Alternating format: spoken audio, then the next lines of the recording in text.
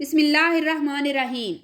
ابلیس جس نے اپنے خاندان کے سب افراد کو اس کام پر لگا رکھا ہے کہ قیامت کے دن آدم کی اولاد کو ہر صورت ناکام کرنا ہے، لیکن ابلیس کے خاندان میں ہی سے وہ کون سے شخص ہے جس نے شیطان سے بغاوت کر ڈالی اور حضور اکرم صلی اللہ علیہ وآلہ وسلم پر ایمان لے آیا۔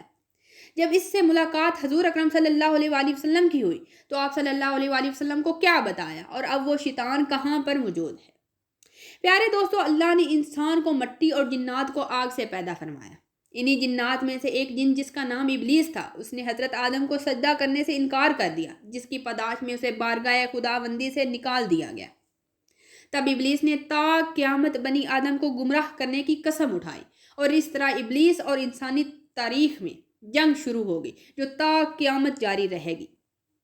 دراصل قوم جنات کی تخلیق حضرت آدم سے کئی ہزار سال پہلے کی جا چکی تھی۔ ابلیس جنات کی قوم کا ایک فرد تھا۔ اسے بھی اللہ نے انسانوں کی طرح شعور اور عقل بڑھانے کی قوت بخشی تھی۔ بعض شیاطین ایسے تھے جن کو اللہ نے جوڑے کی شکل میں پیدا کیا۔ جس طرح انسانوں میں مرد اور عورت کے ملاپ سے بچے پیدا ہوتے، اسی طرح شیاطین جنوں میں بھی شیاطین مرد اور عورت کے ملاپ سے بچے پیدا ہوا کرتے ہیں اور آگے نسل بھی ان کی بڑھتی ہے۔ اسی لیے شیاطین میں وقت کے ساتھ نسل میں اضافہ ہوتا چلا گیا اور لشکر ابلیس دن بدن تیزی سے پھیلتا چلا گیا اور بنی آدم کو گمراہ کرنے کے لیے اپنے اپنے کاموں میں جت گیا۔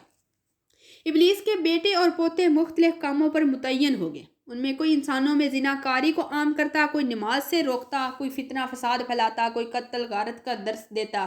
اس طرح بہت سارے شیاطین برائیوں کو عام کرنے میں لگے ہوئے ہیں اور انسانوں کو گناہوں پر ملوث کرنے میں یہ موجود ہیں۔ پیارے دوستو، ابلیس نے ان پوتوں بیٹوں میں سے ایک شیطان ایسا بھی ہے جس نے اپنے جد امجد ابلیس سے بغاوت کی تھی اور گمراہی کے راستے کو چھوڑ کر حق کے راستے پر گامزن ہوا تھا۔ یہ شیطان ابلیس کا پوتا تھا اور اس نے نبی کریم حضور اکرم صلی اللہ علیہ وآلہ وسلم سے ملاقات بھی کی تھی اور آپ پر ایمان بھی لایا تھا۔ اس کے متعلق احادیث کی مختلف کتابوں میں ایک واقعہ پیش ہوا ہے جو کچھ یوں ہے۔ حضرت انس بن مالک حضرت عمر بن خطاب سے روایت ہے کہ ایک دن ہم نبی کریم صلی اللہ علیہ وآلہ وسلم کے ہمراہ مکہ کے جنگلات کی طرف نکلے۔ وہاں ہم پہاڑوں کے ایک پہاڑ پر بیٹھے ہوئے تھے کہ ایک بوڑھا شخص نمودار ہوا جو اپنی لاٹھی کے سہارے چڑھ رہا تھا۔ اس نے حضور اکرم صلی اللہ علیہ وآلہ وسلم کو سلام کیا اور آپ نے سلام کا جواب دیا اور فرمایا، یہ بوڑھا اپنی چار ڈال سے جن معلوم ہوتا ہے۔ تو اس بوڑھے نے کہا، جی ہاں، آپ کا اندازہ ٹھیک ہے۔ تب حضور اکرم صلی اللہ علیہ وآلہ وسلم نے پوچھا کہ تو کون ہے اور تیرا تعلق جنوں کے کس گروہ سے ہے؟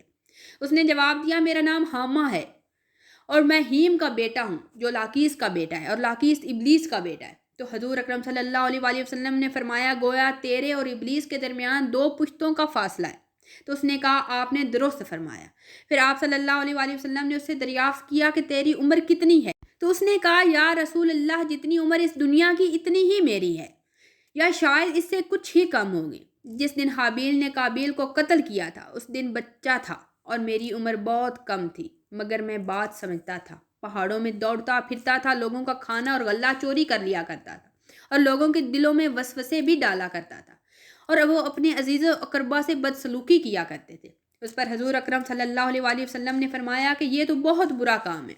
اس نے حضور اکرم صلی اللہ علیہ وآلہ وسلم کو کہا کہ مجھے ملامت مت کیجیے، کیونکہ میں ان لوگوں میں سے ہوں جو حضرت نوح پر ایمان لے آئے تھے اور ان کے ہاتھوں توبہ کر لی تھی اور دعوت دین کے کاموں میں حضرت نوح علیہ السلام کی مدد بھی کی تھی، یہاں تک کہ میں 1 سال تک حضرت نوح علیہ السلام کے ساتھ ان کی مسجد میں بھی رہا ہوں۔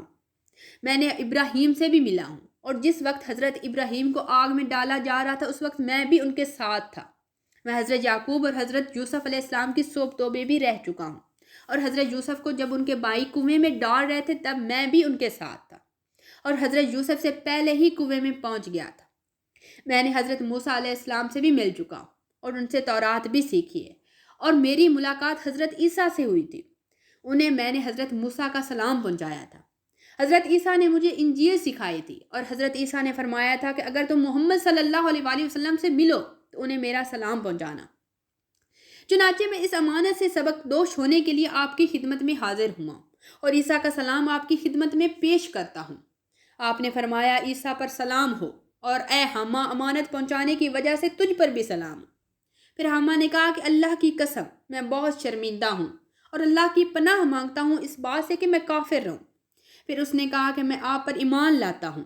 اس کے بعد وہ جن اتنا رویا کہ صحابہ کرام بھی رونے لگ گئے۔ اس کے بعد اس نے کہا کہ آپ مجھے قرآن سکھا دیں، تو آپ صلی اللہ علیہ وآلہ وسلم نے اس کے کہنے پہ اس کو قرآن کی کچھ صورتیں سکھا دی، جن میں سورۃ واقعہ، سورۃ مرسلات، سورۃ شمس، سورۃ مزیتین اور قل ھو اللہ احد سا۔ پھر آپ نے فرمایا اے حاما، جب بھی تجھے کوئی حاجت ہو میرے پاس آ جانا اور ملاقات نہ چھوڑنا۔ صحابہ کرام فرماتے ہیں کہ اس کے بعد حاما وہاں سے چلا گیا۔ اس کے بعد پھر کبھی حضور اکرم نے حاما کے بارے میں کچھ بھی نہیں فرمایا۔ اس کے کچھ عرصے بعد ہی آپ صلی اللہ علیہ وآلہ وسلم کی بھی وفات ہوگی۔ اللہ ہی بہتر جانتا ہے کہ حاما اب زندہ ہے یا مر گیا ہے۔ ایک روایت میں ہے کہ حضرت عائشہ سے منقول ہے، حضور اکرم صلی اللہ علیہ وآلہ وسلم نے فرمایا حاما جنت میں ہے، بلا شبہ اللہ جسے چاہتا ہے ہدایت دیتا ہے۔